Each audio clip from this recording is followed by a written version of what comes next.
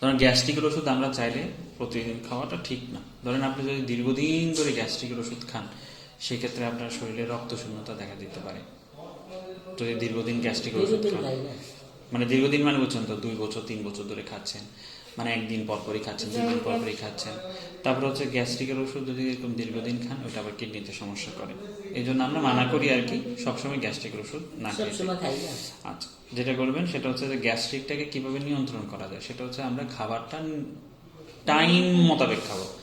মানে সকালে আপনি যে সময়টা খান সেই সময়টা মেনটেন করবেন, দুপুরবেলা যে সময়টা খান ওটা মেনটেন করবেন, রাতের বেলা যে সময়টা খান সেভাবে মেনটেন করবেন। রোজার সময় কি হয়, দেখবেন যে রোজার সময় আমরা সারাদিন কি থাকি, উপোস থাকি, কিন্তু ওই সময় কি হয় না, পেটে কোনো সমস্যা হয় না, গ্যাস্ট্রিকের অত বেশি সমস্যা না। কেন? কারণ আমার পেট জানে কখন হচ্ছে যে আমার পেট থেকে অ্যাসিড বের হবে, ওইটাও ঠিকমতো জানে যে কখন বের হবে।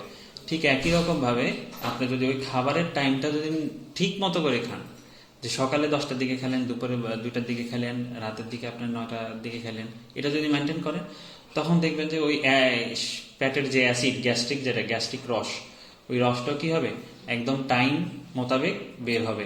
তো আর এই বুক জ্বালা পড়া বা এগুলো সমস্যা না। আর বুক জ্বালা পড়ার জন্য বলে দিছি, ওই যে আমাদের পেটের যে অ্যাসিড, এটা অনেক সময় উপরের দিকে উঠে আসলে এটা তখন কি হয়, এই বুকটা জ্বালা পড়া করে। তো ওই জন্য সাথে সাথে শোয়া যাবে না, 2টার মাথার নিচে 2টা বালিশ দিবেন। তারপরে হচ্ছে যে খাওয়ার পরে 20-30 মিনিট হাঁটবেন। হাঁটলে এটা হচ্ছে যে সবচেয়ে বেশি ভালো, তাহলে খাবারটা চলে গেল নিচের দিকে আর উঠলো না। ঠিক আছে, এটা মেনটেন করবেন, তাহলে হয়ে যাবে ইনশাল্লাহ।